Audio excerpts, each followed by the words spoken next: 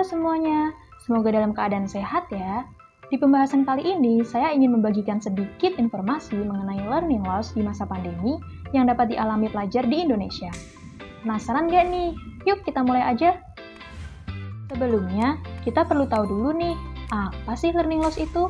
Learning loss adalah hilangnya kesempatan belajar karena berkurangnya intensitas interaksi dengan guru saat proses pembelajaran yang mengakibatkan penurunan penguasaan kompetensi peserta didik.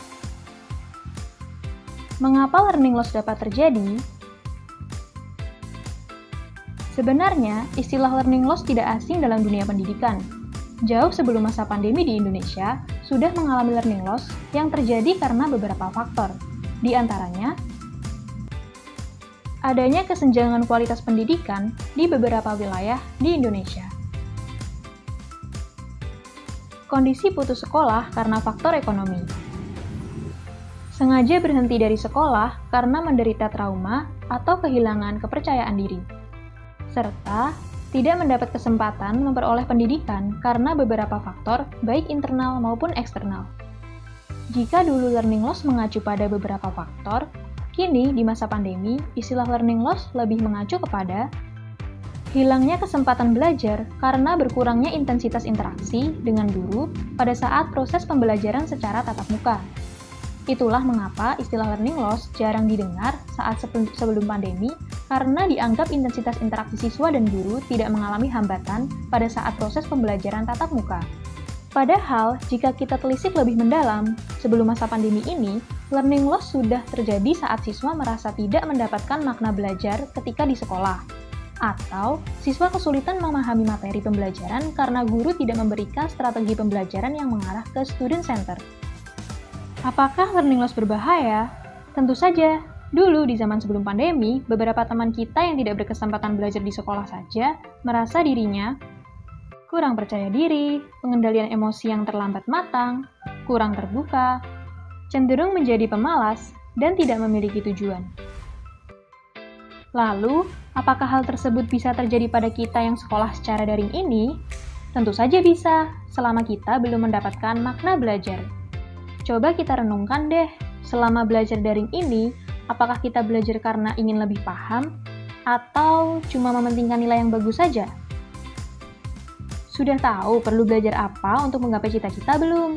Atau bahkan masih belum tahu ke depannya ingin melakukan apa? Masih mengejar nilai bagus saja, belum tahu harus belajar apa untuk menggapai cita-cita, bahkan belum tahu ke depannya ingin melakukan apa, merupakan ciri-ciri kita sudah mengalami learning loss. Kita tidak perlu khawatir, ada beberapa tips agar kita tidak mengalami learning loss, bahkan di saat pandemi seperti sekarang. Membuat suasana belajar seperti di sekolah. Walaupun sekolah dari rumah, cobalah tetap untuk menyusun suasana belajar seperti layaknya di sekolah. Seperti belajar di meja belajar, menata tempat belajar dengan rapi, hingga berpakaian menggunakan seragam, termasuk mandi sebelum belajar. Memiliki teman yang bisa diajak diskusi dan membuat kita termotivasi belajar. Bergaulah dengan teman-teman yang rajin belajar dan bisa diajak diskusi baik dalam pelajaran maupun tentang cita-cita.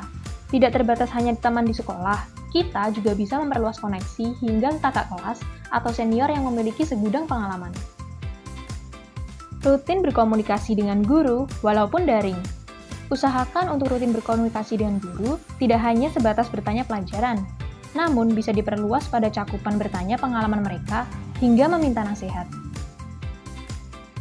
Selain dari diri kita sendiri, pihak sekolah juga turut berperan penting dalam mencegah siswanya mengalami learning loss. Pertama, sekolah memfasilitasi siswa dengan Learning Management System atau LMS sebagai platform digitalisasi sekolah. Dengan menggunakan LMS, maka interaksi antara guru dan siswa tetap terjalin. Seluruh proses pembelajaran dilaksanakan secara terstruktur, baik secara sinkron maupun asinkron, sehingga siswa tetap mendapatkan haknya untuk belajar.